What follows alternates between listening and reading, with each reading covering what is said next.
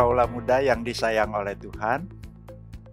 Sekarang saya mau mengajak kalian belajar tentang satu bahagian kecil dari anugerah Tuhan, yaitu tentang seks pranikah.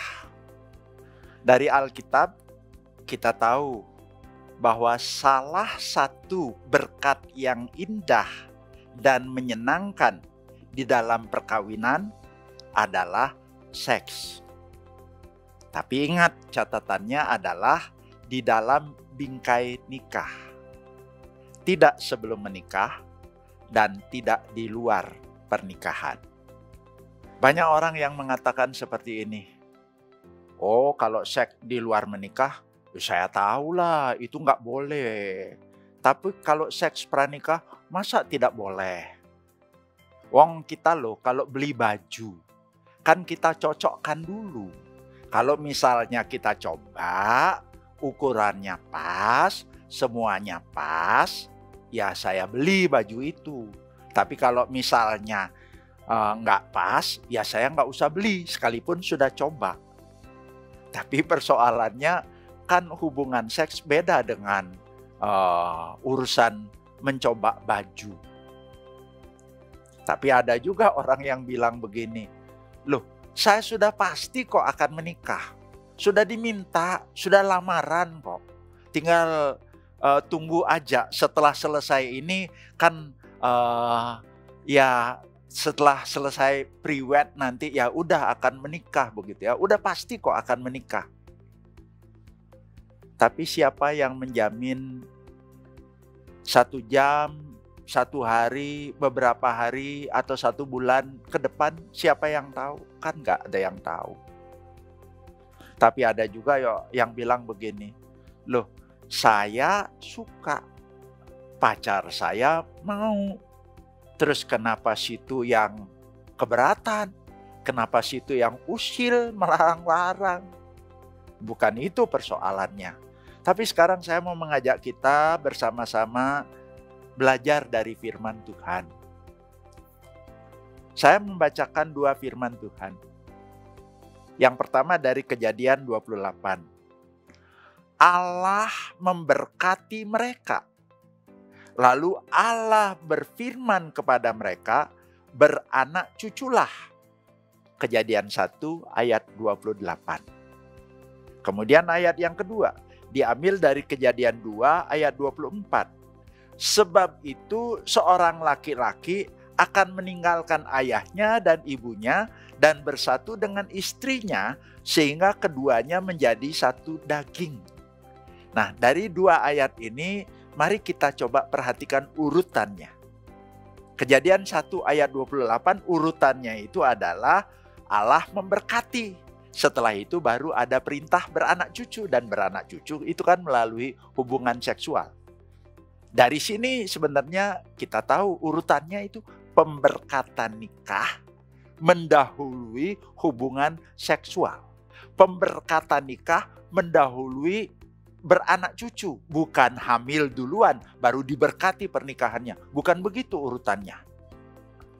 Lalu di dalam Kejadian 2 ayat 24 urutannya juga sama. Bersatu mendahului menjadi satu daging. Jadi bersatu yang dimaksud di sini dipersatukan oleh Tuhan sebagai suami istri. Dengan kata lain, sahnya sebuah persatuan pernikahan atau perkawinan itu adalah pada waktu pemberkatan nikah. Jadi bersatu, penyatuan atau pemberkatan nikah ini mendahului menjadi satu daging. Dan menjadi satu daging yang dimaksud di sini melakukan hubungan seksual. Jadi dari 2 ayat ini aja kita tahu bahwa urutannya itu adalah diberkati dulu, baru terus hubungan seksual, bukannya terbalik. Mungkin ada yang sekarang bertanya, kalau sudah terlanjur bagaimana?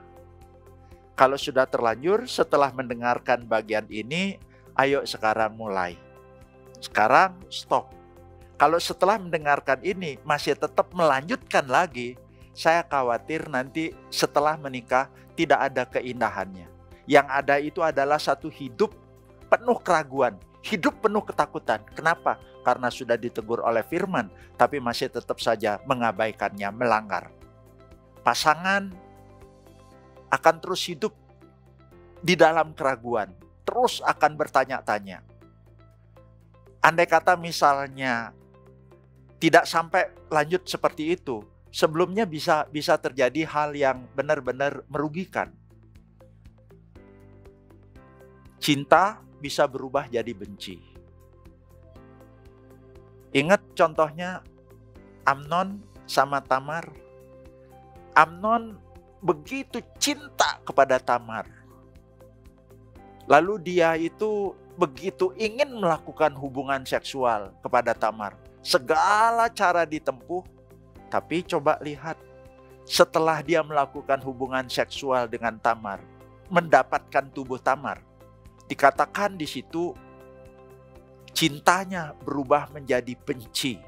Bukan hanya benci, dan setelah itu Tamar diusir. Dengan kata lain, Tamar itu dibuang. Nah, ini juga sebuah fakta.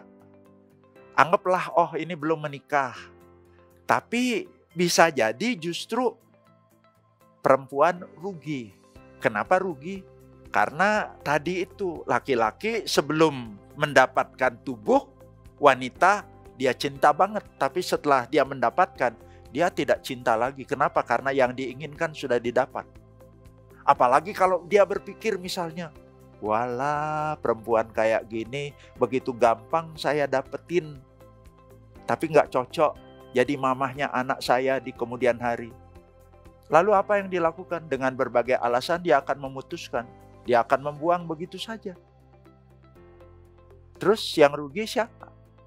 Nah, oleh sebab itu sekarang saya berpesan. Yang pertama, saya meminta kepada perempuan, kepada kaum wanita yang sedang dalam masa berpacaran, hargailah diri sendiri.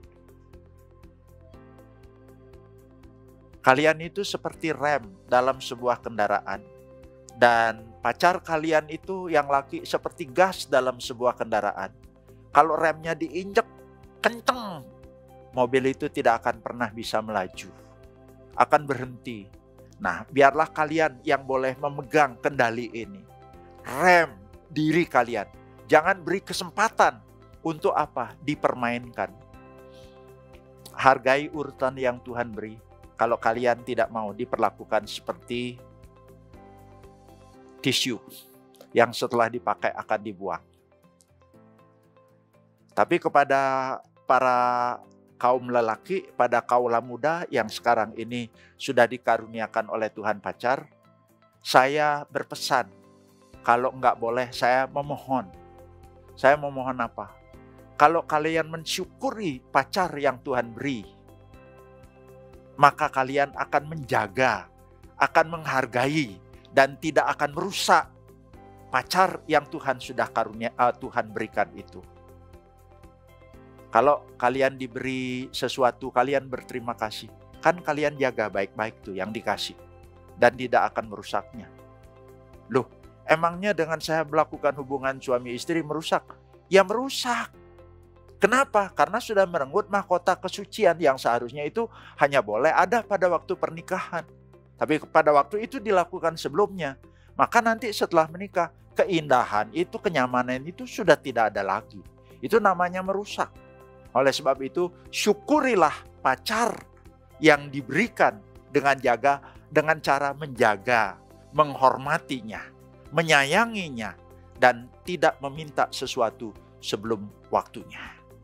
Nah, kiranya Tuhan boleh benar-benar memberikan kepada kalian satu lampu kuning pada waktu sekarang sedang berpacaran. Sehingga jangan sampai jatuh di dalam dosa seks pranikah. Amin.